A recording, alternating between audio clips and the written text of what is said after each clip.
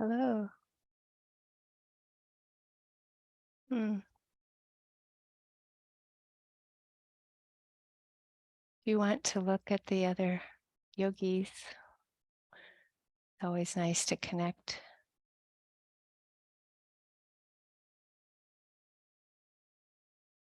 Hello. Mm.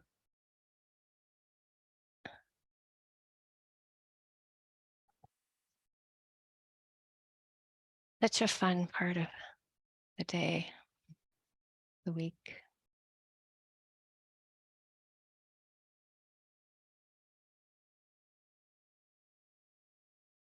Mm.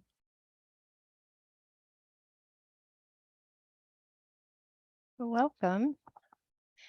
I just wanted to mention that I forgot to say it last week, but Jesse sits with us at this time.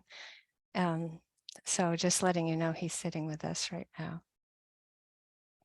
Mm. And just the reminder that the idea was that that for first Sundays we do the Brahma Viharas as a kind of theme, but please know that if you're not up for it, that you don't have to do it. So please know that this is a light touch, a light suggestion of today. It feels very quick to move to Karuna, compassion. So we'll start with the kindness. So if you want to keep going with the kindness and not shift, that's fine. I'll try to bring in a bit of Vipassana so that it's got that balance in it. And of course, you can just do Vipassana.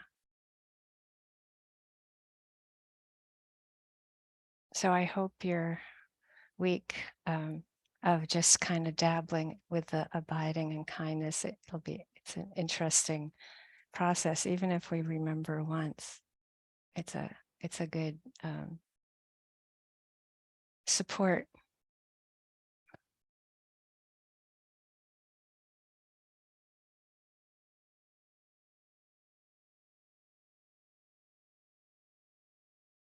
So today, right now, letting the attention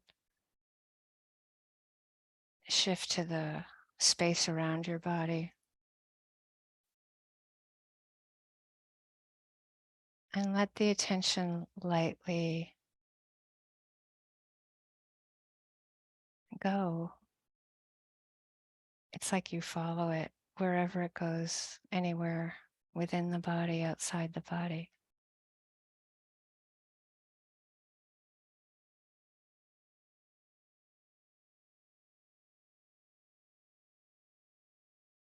I'm just noticing any physical sensations as they change.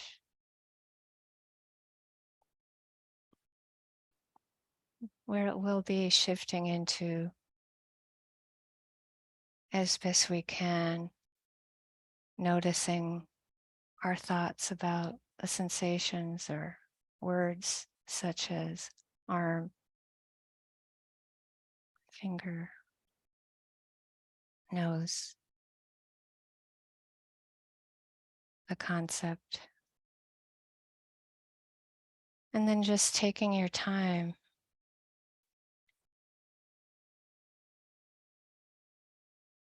to let the attention really receive the sensations as they are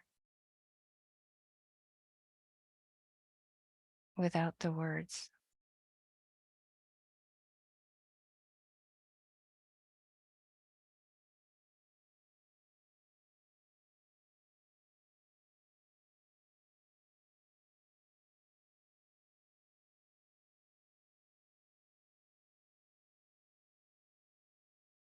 And taking the time for that wordless emergence of physical reality.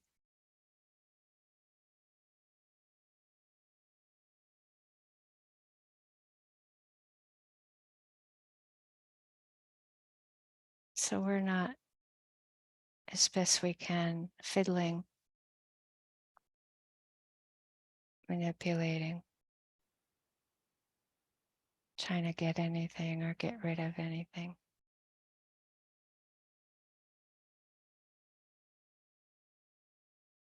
Just being with things as they are.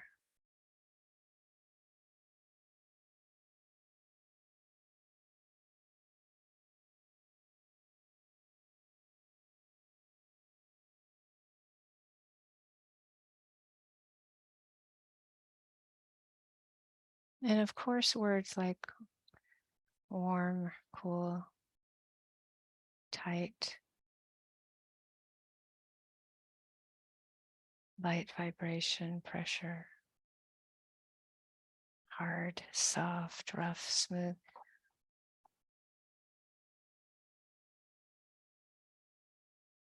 or even vibration, texture, they're meant to help us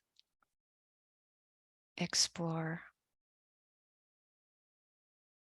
out of the really deep conditioning of the visual way we approach our bodies, and dropping more into earth, air, fire, water, changing moment by moment.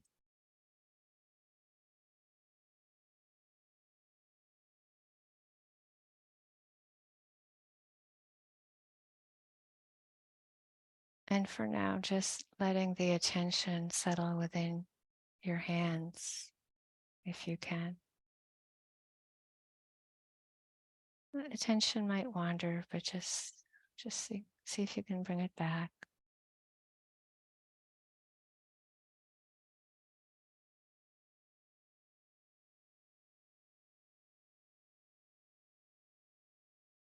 Noticing the sensations. And so much of this is taking the time to receive just what's happening, not a memory.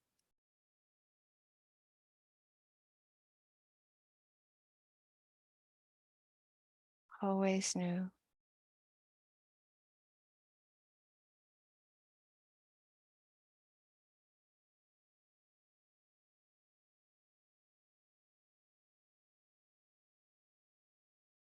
And then notice what might be accessible for you. Can there be a quality of kindness,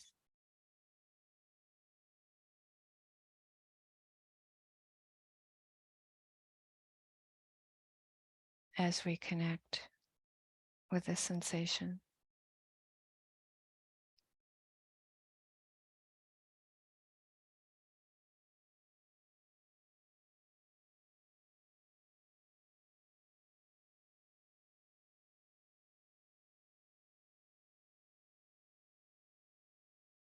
Kindness with the sensations just as they are.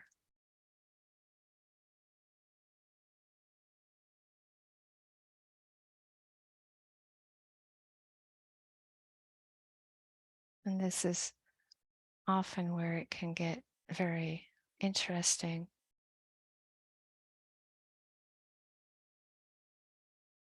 If we notice Vedana, the pleasant, unpleasant, neutral feelings arising with the physical sensations.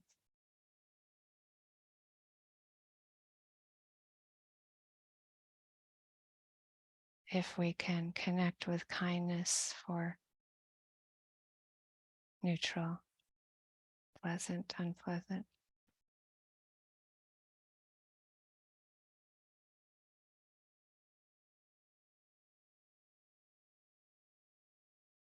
and kindness for the insight of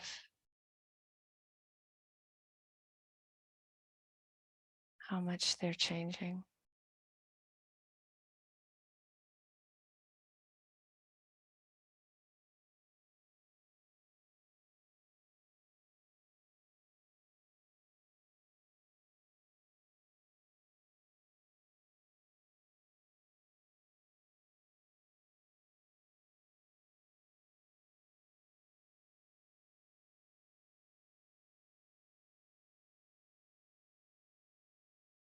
Compassion is a flavor. Kindness is a flavor. Compassion is just connecting with care,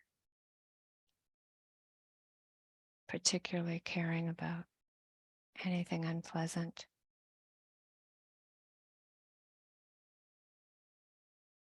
But not drowning. It's finding that ability to connect, not go so far we drown. But if we do that, caring about that and seeing if you can bring the awareness back out. It might be we go to sound.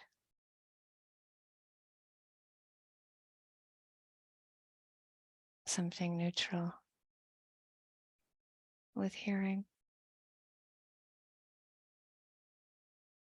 Or just maybe that little bit of space around the sensations outside the body.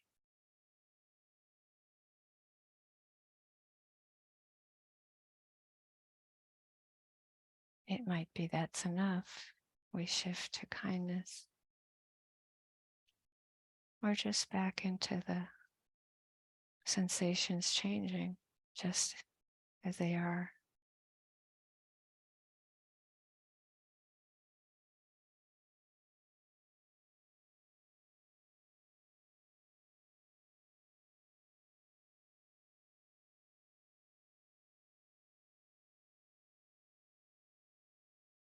And so that's how we work with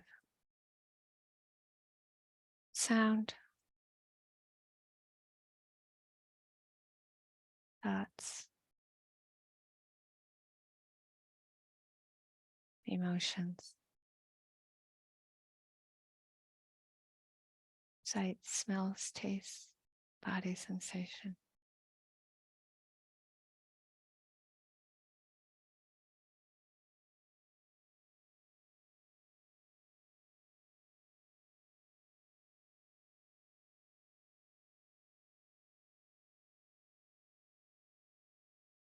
So if you want, finding that abiding in the kindness, if that's a good place for you. If not, you can start with the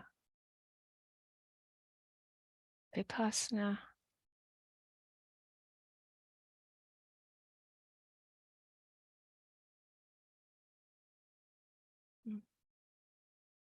If there's something unpleasant, seeing if you can shift to the caring about the pain.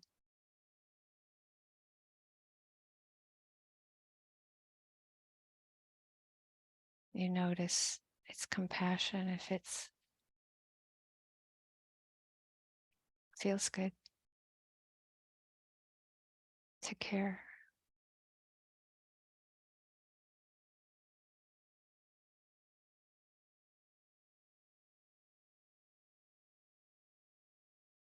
Or you can shift back into just abiding in care.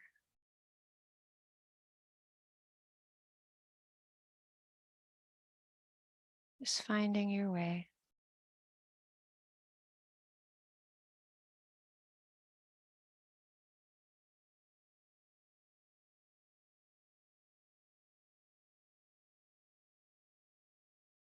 Moment by moment.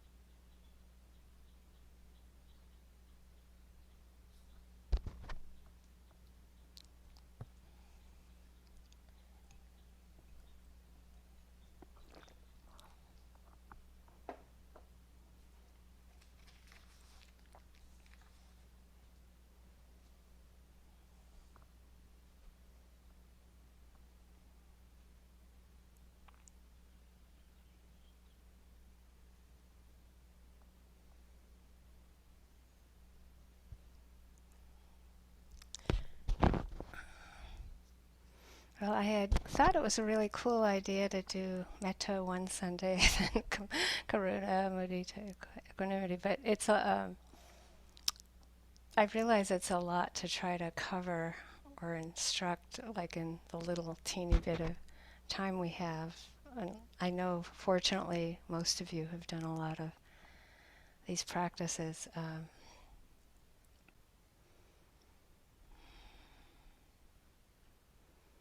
As you probably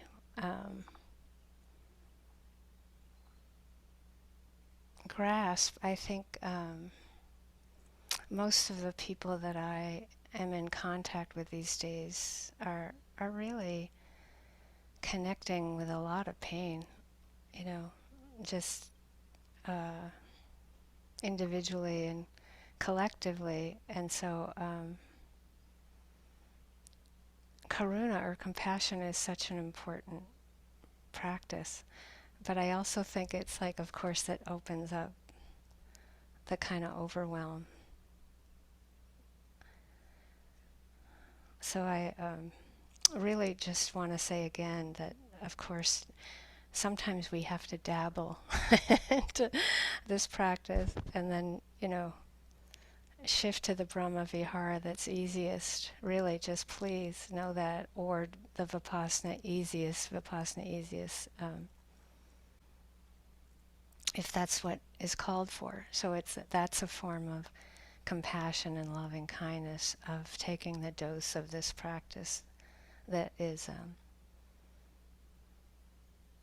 actually cultivating it enough. So of course when you want to start to go into talking about karuna or compassion, it's the reminder that the Buddha did teach 4 practices here. So it's like the context of the compassion is really the context of the kindness, the loving kindness, finding the heart, chitta, heart, and practicing connecting with all beings, oneself and all beings, with unconditional love, without conditions, kindness. So that, like we were talking about, or I mentioned last week, it's not about just the happiness of pleasure, the metta. It's a very different kind of love. And then the second, the karuna or compassion, it's assuming there's a base of the kindness already, like they're in order, at least as the Buddha taught, and that out of that softness of heart, which of course in relationship to ending suffering and liberation, it's that softness of heart that allows us to be with things as they are, including Vedana, that the pleasure, pain, the neutral. So please know that the kindness is always a good base to go to, that softness of heart, so that we can be with things as they are. And then that leads us into, of course, the acceptance of Vedana, the pleasant, unpleasant, neutral stream of change that's happening. And of course, I feel myself wanting to go into all of this in depth, but it's that sense that what we got born into, the body, mind, heart, consciousness, that with each moment of consciousness, seeing, hearing, smelling, tasting, touching, thinking, that there's a pleasant, unpleasant, neutral mental feeling that arises simultaneously. So that's so important, that it's a given. It's not under our control, this amazing, impersonal stream of change that's happening moment to moment. That anicca, dukkha, anatta, yeah. So that question of, like, when we're born into this, what is safety? Like, what is protection?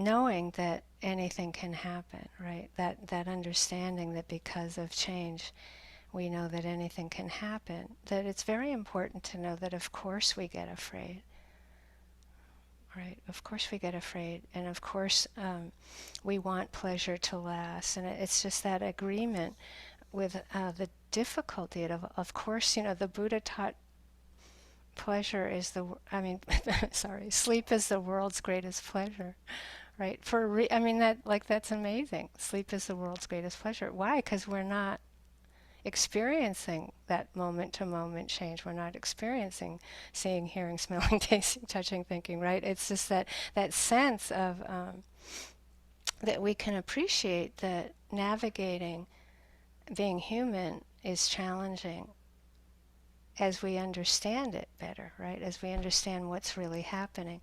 And then when you add into this, right, like that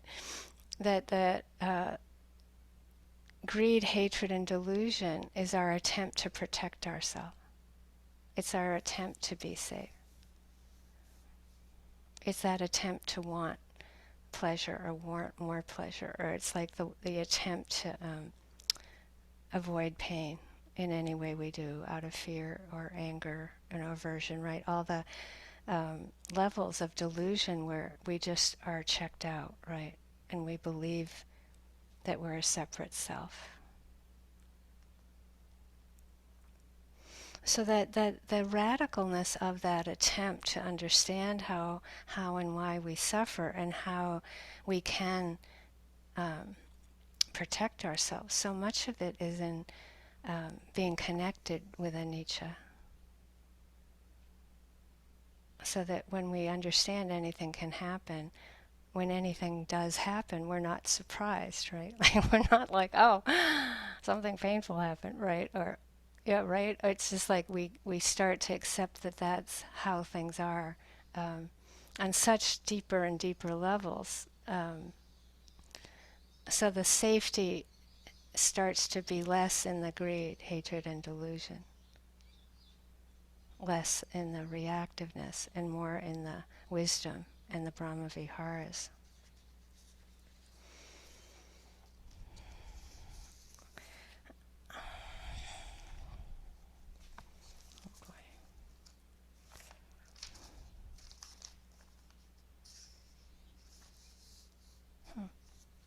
Where are we?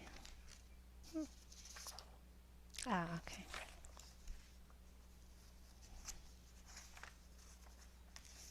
So this is a quotation from Sri Nisargadatta from the book I Am That.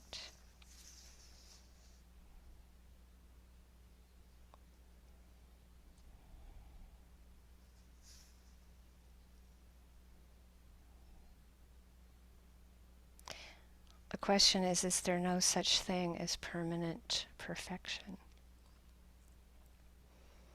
And he says, yes, there is, but it includes all imperfection. It's the perfection of our own self-nature which makes everything possible, perceivable, interesting. It knows no suffering, for it neither likes nor dislikes, neither accepts nor rejects. Creation and destruction are the two poles between which it weaves its ever-changing pattern. Be free from predilections and preferences, and the mind with its burden of sorrow will be no more. So the question, but I am not alone to suffer, there are others suffering. And he said, when you go to these others with your desires and fears, you merely add to their sorrows. First be free of suffering yourself, and then only hope of helping others. You do not even need to hope. Your very existence will be the greatest help a person can give all beings.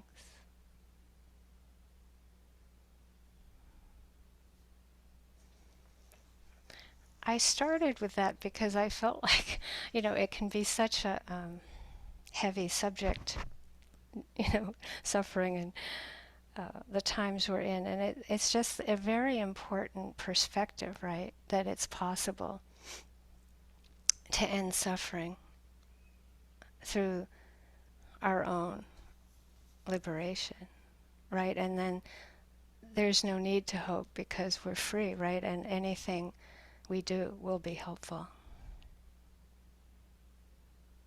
It's not motivated out of greed, hatred, and delusion.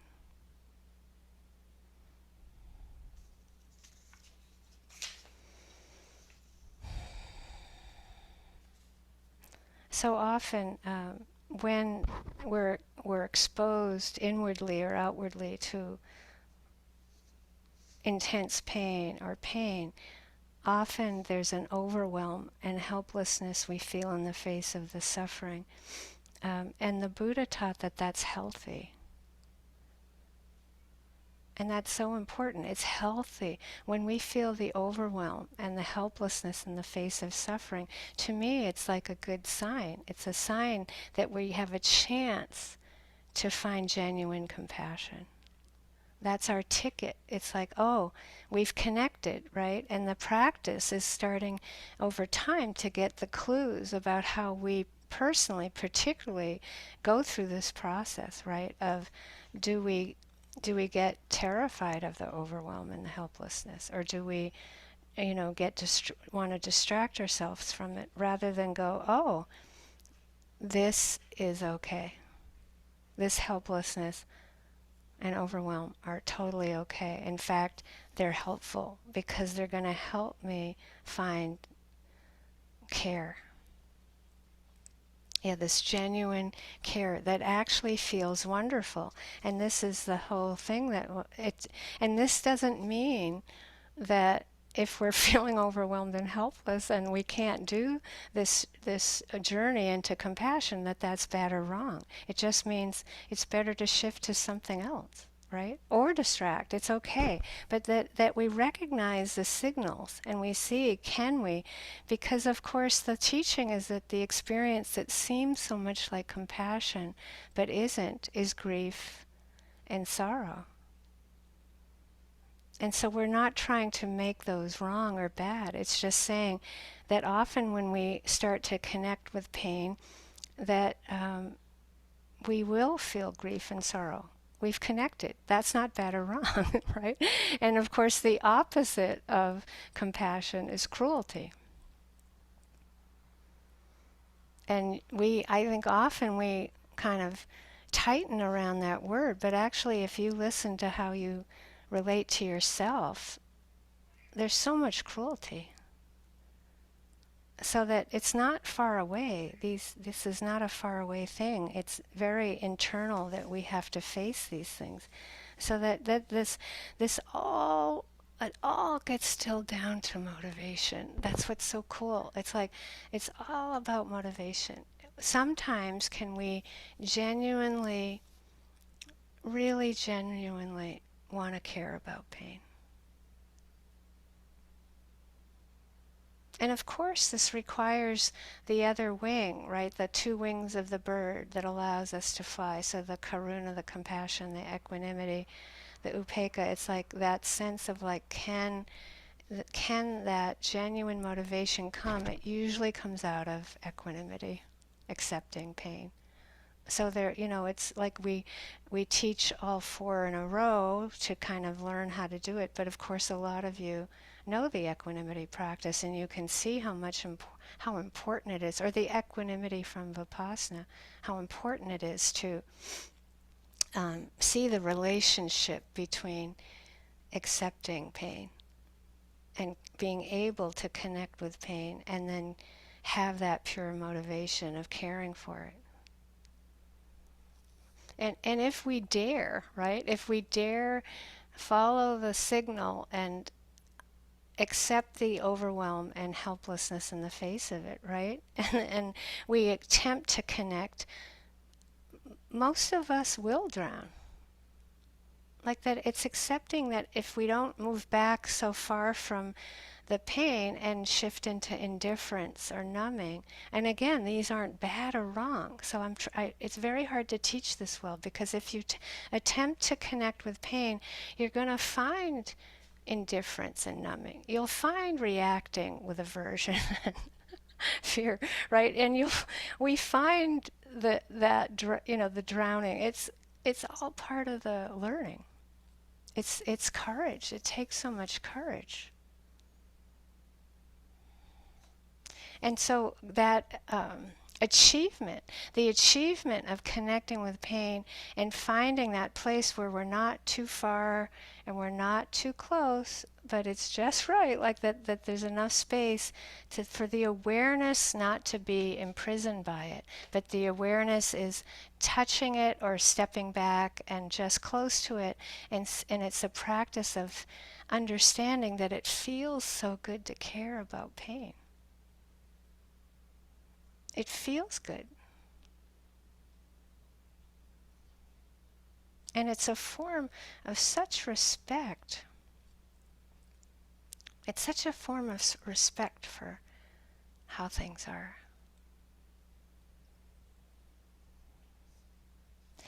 So last week when we were doing the kindness and abiding in it, sometimes when that kindness dissipates and disappears, that's a great time to practice compassion.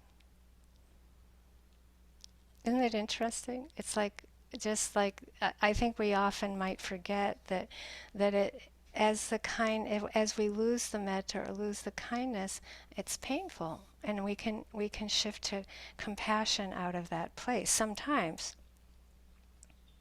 But sometimes we cannot move to karuna. There's too much overwhelm. Um, we can't find the connection to the helplessness of the face of suffering.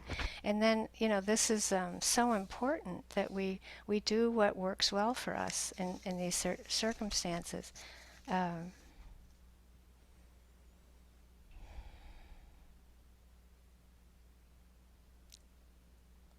and I think that,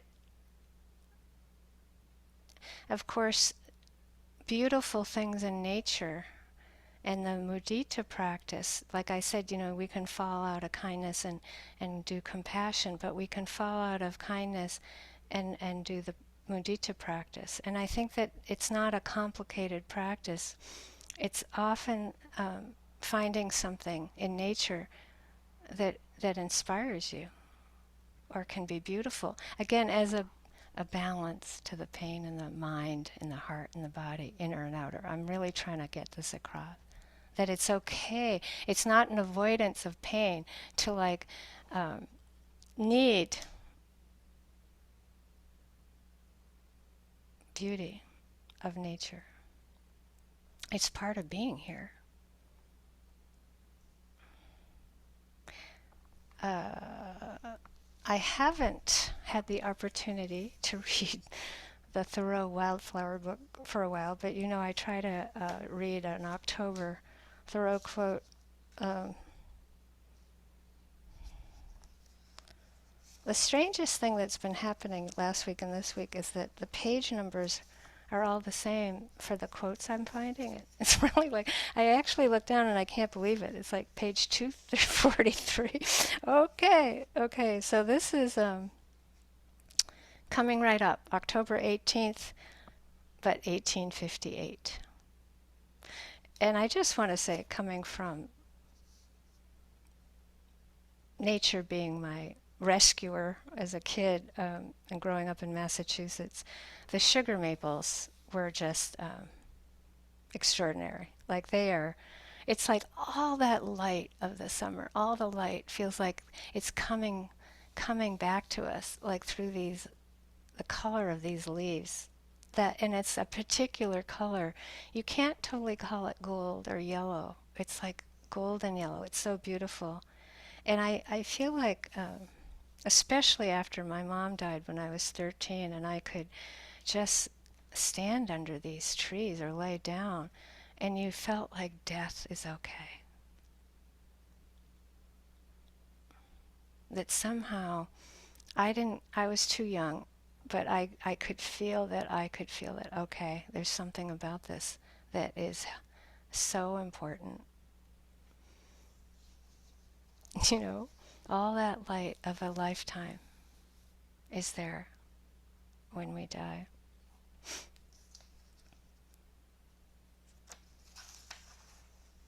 So he says, The large sugar maples on the common are now at the height of their beauty.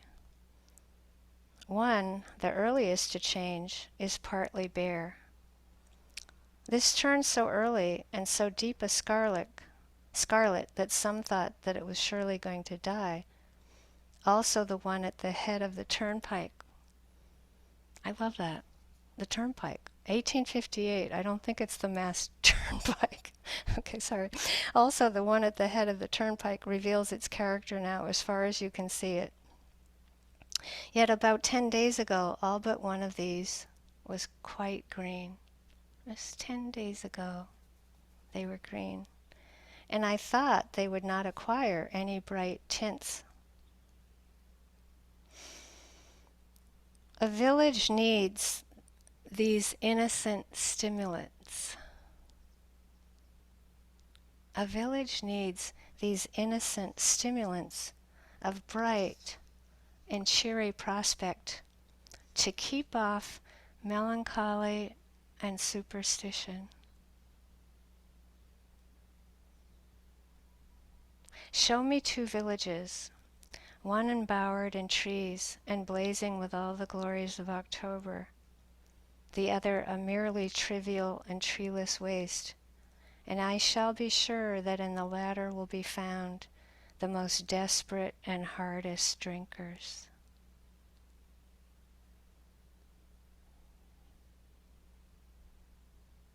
What if we were to take half as many pains to protect them as we do in setting them out?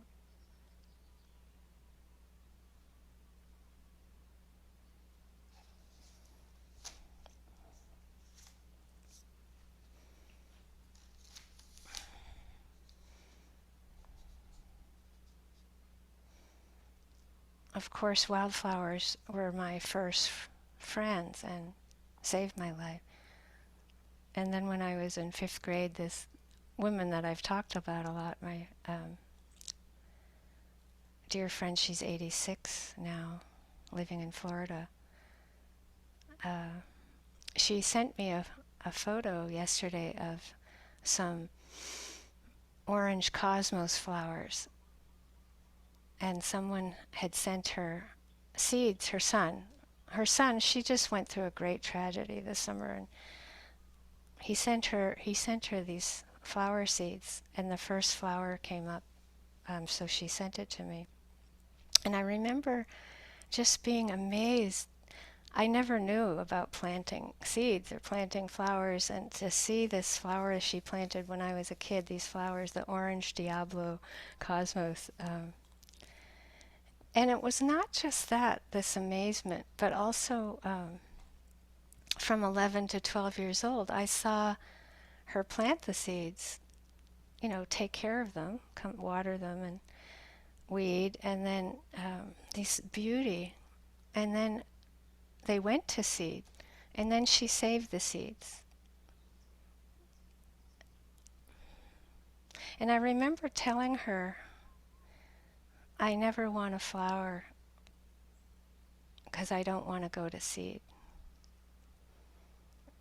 And I remember she started crying. She felt so bad for me. And I'm like, no, no, I'm sure of this.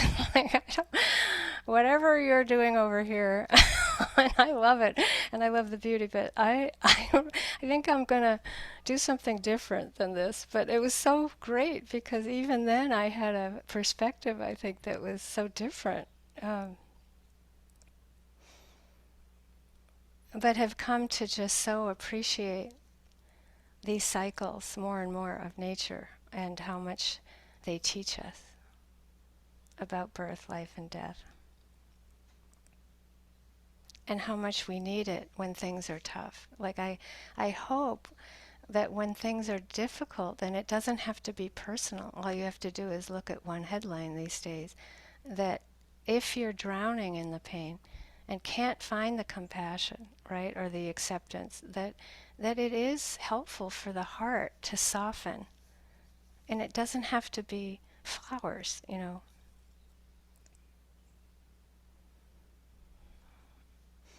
The other day I had one of the most powerful experiences, and it was I finally got to go to a bookstore not on this island, and I had an idea about what I wanted there, but I walked in and there was this amazing, huge book of about sharks. And the picture on the front, the photo was of a tiger shark face. And that's not the kind of book I tend to go toward, right? Um, I have a great respect for sharks, but I don't really want to see their faces, right? That's just me. I'm not saying everybody's like that, but I didn't realize how much aversion I had, or it's fear of them, that until I saw that cover, and but I was like, this is interesting, and so then I opened the book and I looked at the preface, and it's so amazing. This kid, 18-year-old kid, was out surfing, and a shark bit his whole leg off.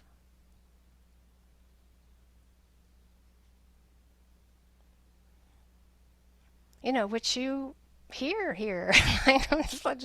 That's why I find it hard to look at them, right? And so, what he has done with that is extraordinary. Like, in fact, I feel like it was like not just a revelation, but I felt like I went through a conversion of of major a major impact. And so the book has no text, and he has spent years and years, just like you would take portraits as a photographer of people. He's taken portraits of sharks all over the world. And it's extraordinary. And he spent all these years like going all over trying to protect sharks and conservation. And it was just so moving to me. And it felt like so much like the practice to me. It's just this like, can we get born and live in this world where there's so much suffering and so much unnecessary suffering? Yeah. And that, like, does hatred really help, right? Does that retaliation, that hatred, the motivation of retaliation, he could have done that, right? He didn't have to do this. Like, this is rare, right? His leg is gone. Every moment he's aware of that. And yet he has come not only to love them, but not only to protect them, but to teach the whole world about them. It's really, really wonderful. And I had to look at my own heart and see how much indifference, numbness, aversion, and a lot of it I've been taught, right? A lot of it is conditioning. And I'm not going to say that I feel like, oh boy, let's go find a target shark. No, that's not what I'm saying. I'm saying that I have a much greater sense of them. He introduces them all as individuals. It's not like just a shark, right? Or a tiger shark or a hammerhead or a white shark. It's like, and it's very, again, just like, yes, yes, yes, yes, yes, yes, please, for all of us. Compassion, care, kindness. And we see again that great saying, restoring the landscape of fear. Yeah. Just allowing predators in this way that do we really want to destroy them all and destroy the planet because they're apex species and we actually need them, right? It's just, yeah.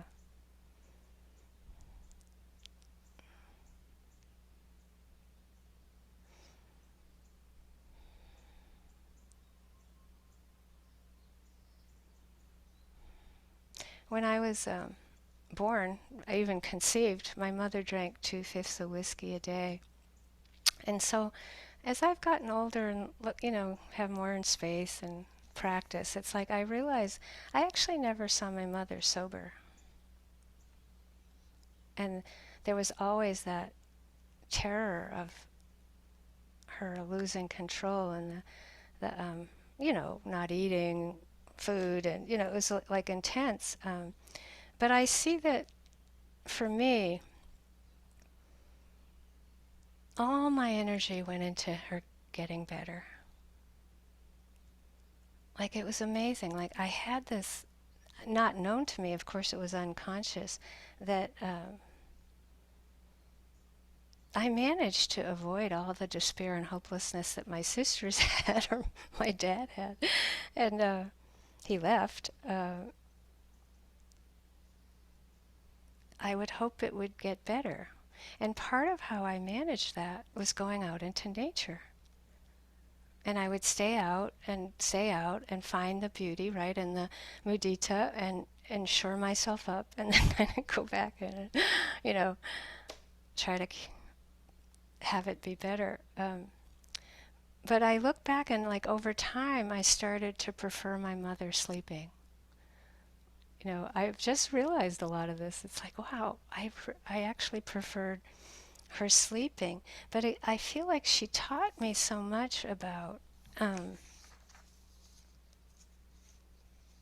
the difference between wishful thinking and facing your limitation, but not giving up on someone or the world, right, or situations. And again, I know it's really hard to cover everything, but I think this is the crux of a lot of how we are in the world, especially as we get older, that sense of like, what can we do inwardly, right, to end suffering inwardly, to keep Nisargadatta's words as a baseline, or the Buddha's, that sense of like, we have that sense that it's possible to end suffering. And then also in the world, that to feel that sense of what can we do? What's the limitation, right? And then, of course, if we stretch too far, that it's okay, right? We get burnt out, we recover, we try again, right? And the other morning I had to go out early, and I listen to NPR sometimes when I drive, but I often miss the beginning, so I don't know the name of this person. But he wasn't one of these very old-time experts on Israel and Hamas and Palestine, and that the interviewer was obviously so drowning in the pain of what is happening, and she kept pushing him as like it's going to get worse and worse, it's horrible, it's helpless, like on, and he kept trying to agree with her but say something a little different, and it was very moving to me,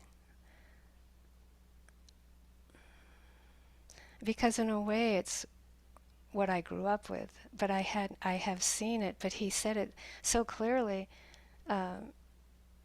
He said, I agree with you. It's going to get much worse. It's going to be horrible. But I refuse, it's so cool. He said, I refuse to believe it will never shift. I refuse to see this as totally hopeless forever. It's like history teaches us that something sometimes will shift, and we don't know when. And I just wish that message could go out, just that sense of like, yeah, this is horrible. Just unthinkable. And that's where often where our doubt comes in and our inability to do anything, because it's that sense of like freezing in the face of suffering or the hopelessness. Whereas if you find ways to work with it within, you can show up for it when you can, and show up for it when you can. And I'll never regret trying to help my mother. I would have regretted if I hadn't. it was like I was holding the hand of her unconscious until she died, and that's a good thing. But I didn't get the result of my efforts that I wanted, but I know it was good. And that's the kind of what we have to keep looking at, the motivation and the motivation and the motivation and the motivation. Um, I think it's so interesting. I went out, I do an early morning walk, and there's a woman I know that's often, in fact, every time I've ever seen her, she's buoyant, she's upbeat, she's positive. Like, it's a little hard for me first thing in the morning. I'm not usually like that like in the morning at all. It's not my way anyway, but boy, is she upbeat. And today she was just like broken, man. I couldn't believe it. You know, she's like, it's just, the world has gotten too much for me. I can't take it. I can't deal with it. So I said, are you like still watching CNN? Because I know I've walked by her house, I can hear it. And she's like, yeah. And I'm like, please stop. Like, please stop. Please stop watching CNN and like get back to me at how you're doing. Because like, I don't think it's good for you right now. Please. But it's like, I call my sister, she sounds the same. It's like people are, like a lot of people are drowning. And of course, of course, of course, I didn't say you shouldn't be drowning. It's like, it's much more like, I care about you. Let's see if we can balance you enough so that you can get through a day, right? It's like really important that, again, it's that facing our limitations, facing the wishful thinking, being with things as they are, and knowing that caring is good for us if we're not drowning too much, right? Finding that balance. Mm.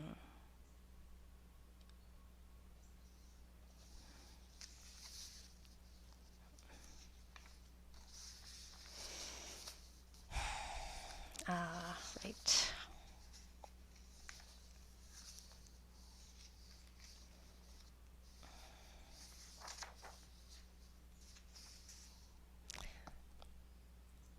Federico Garcia Lorca said, his great South American poet, prose being, if a fly buzzes inside a window, I think of people in chains and I let it go free.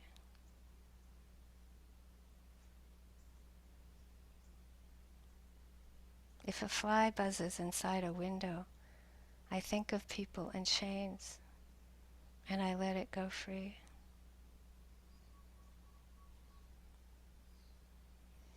And that's such an exquisite sensitivity, yeah, to the pain in the world and the cruelty. And I think that when the compassion is strong, of course we want to free all beings. Yeah, of course we want that for all beings. But if we want to control the result of that strength of compassion, rather than keep finding the source of that and let it keep strengthening the compassion without the attachment to the result of the action, then we get stronger and stronger. And there are plenty of times, I'm doing so much caregiving right now, I get burnt out and I have to recover. I get burnt out, I have to recover, because I know if I go down, it's not going to help. So that's this dance again between that level of the wishful thinking with the motivation for action, facing the limitation, and then having that source of the motivation of caring about pain, which is actually pleasant and it's strengthening. Mm. So I think this is what's so interesting about our times, and is that you can't avoid grappling with impossibility. We're just grappling with so much feeling of like impossibility, and I think that's like if you understand it, there's some very deep Dharma teaching in that. Again, because it's around our own ego, right? And feeling like our inability to make it all perfect, as Nisarga said, to make it the way we want. And of course, we want it to improve. We want it to get better. But that sense that to accept how things are, and but also not to give up. It's such a good practice and so important. Hmm. Where's two more things? Maybe I have three more things.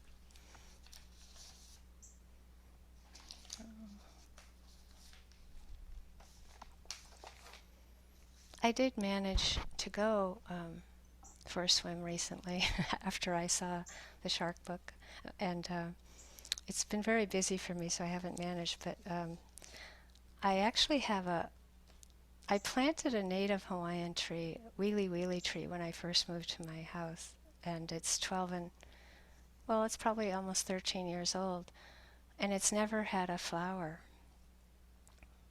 And right now, it has over 200 flowers. It's so moving. You know, it's just, again, it's just like no flowers, no flowers. It drops its leaves every summer. There's no leaves on it right now because it's a drought, and it's they've developed an ability to stay stronger without the leaves because there's no water.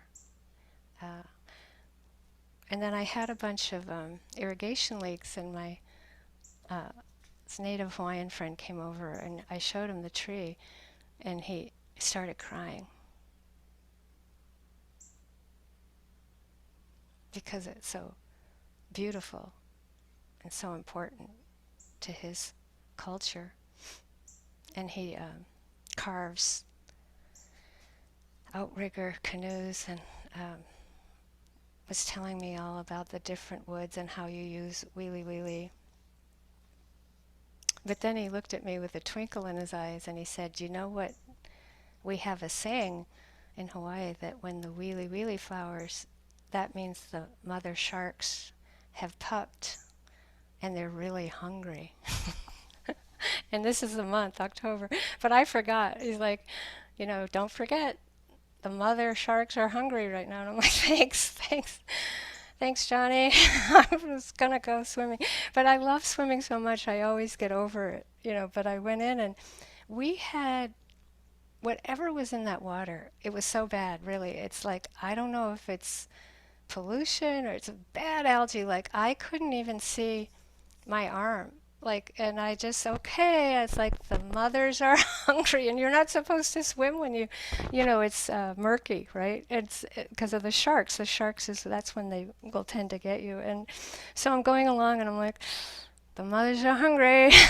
So doing compassion practice. I'm going to stay inside.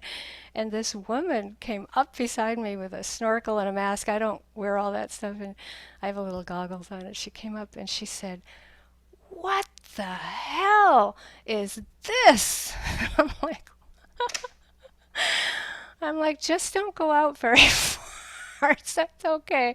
Well, this is our planet. This is the big island. It's not supposed to be like that here, right? But here we are. And, I think, again, that's what I'm trying to say in this talk, and I hope it's coming out clearly. I didn't have as much time as I'd like to put it together, but it's that sense of like, these are the impossible realities that we're grappling with. But if you know kids right now, what are you going to say to them? I always say, this is a great time to be here. It's a great time to be on the planet if you want to give something. It's a great time if you want to develop your spiritual practice. There's nothing like it. And we have to hold that for them. We have to hold it for ourselves. It's like, that's important more than anything, is knowing how to, again, accept Vedana, pleasant, unpleasant, neutral, things as they are. And in the case of Karuna, care about it.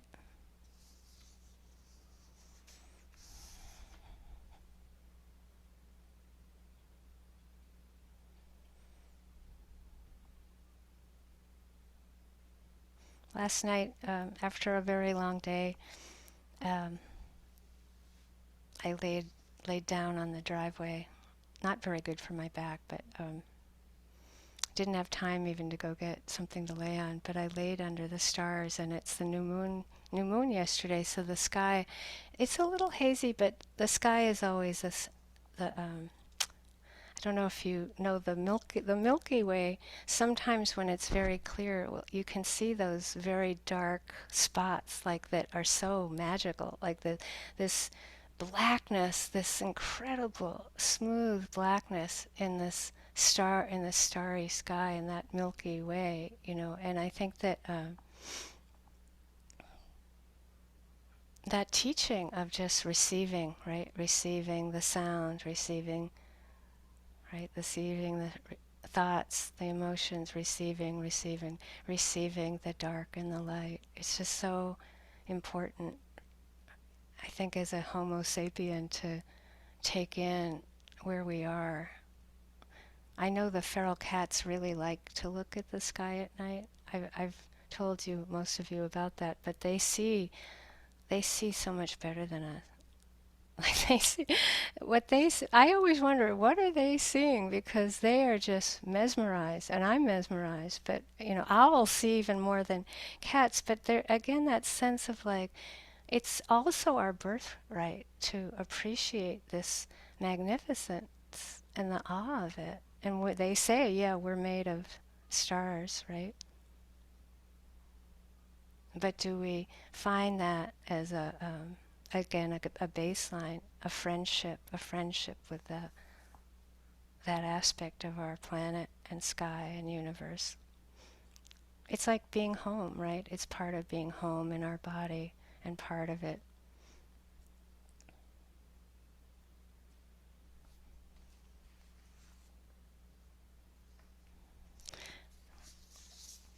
I have two more things to offer about this, and one is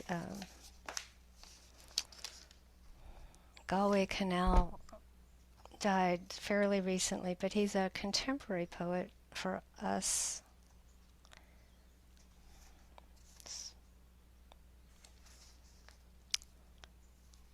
This was from his second book of poems. His daughter was born, first child. It's called Little Sleep's Head, Sprouting Hair in the Moonlight. This might be the last thing I offer today. Little Sleep's Head, Sprouting Hair in the Moonlight. So this is for her. You cry, waking from a nightmare. When I sleepwalk into your room and pick you up and hold you up in, oh, I love this poem, sorry, and hold you up in the moonlight, you cling to me hard, as if clinging could save us. You think, I will never die. I think I exude to you the permanence of smoke or stars, even as my broken arms heal themselves around you. I have heard you tell the sun, don't go down.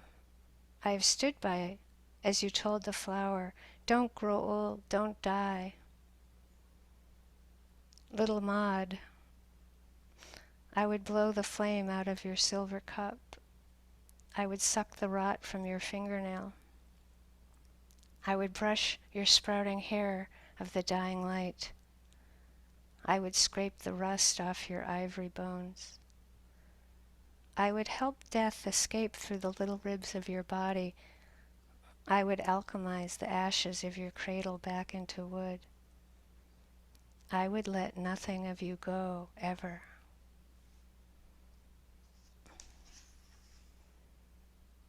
This is a very long poem, so I'm only going to read a little bit. This is the middle.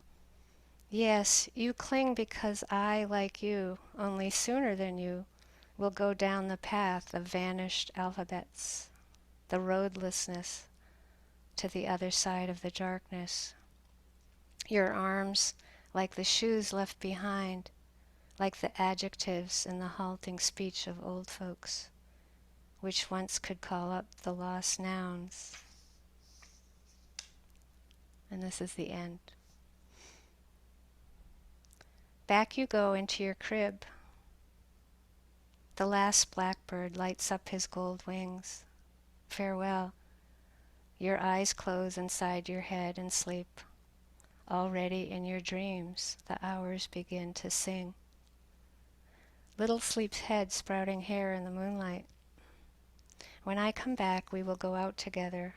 We will walk out together among the 10,000 things, each scratched in time with such knowledge. The wages of dying is love.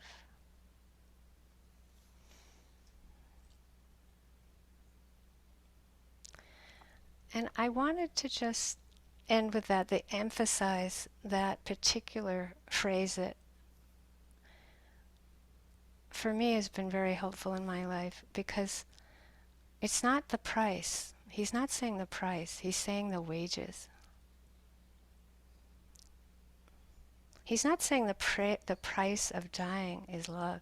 He's saying the wages of dying is love. That's incredible, yeah? Wage is something you get paid for. Your work, your spiritual work, your journey, the spiritual journey. And I feel like this is so much of my own motivation for teaching the compassion and these 4 Sundays and the Brahma Viharas, because I think that we're all needing it on the planet, this sense of our wage being love.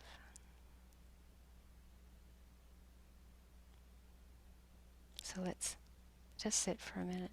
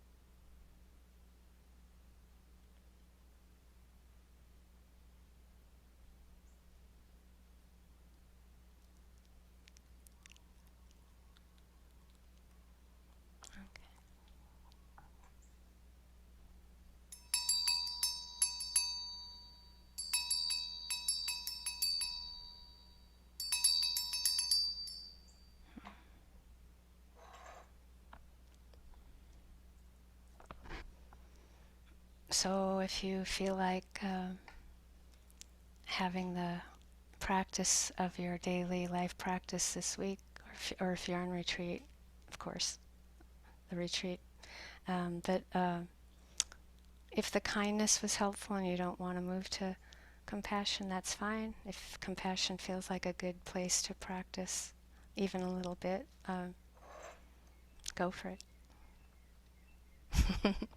See you next Sunday.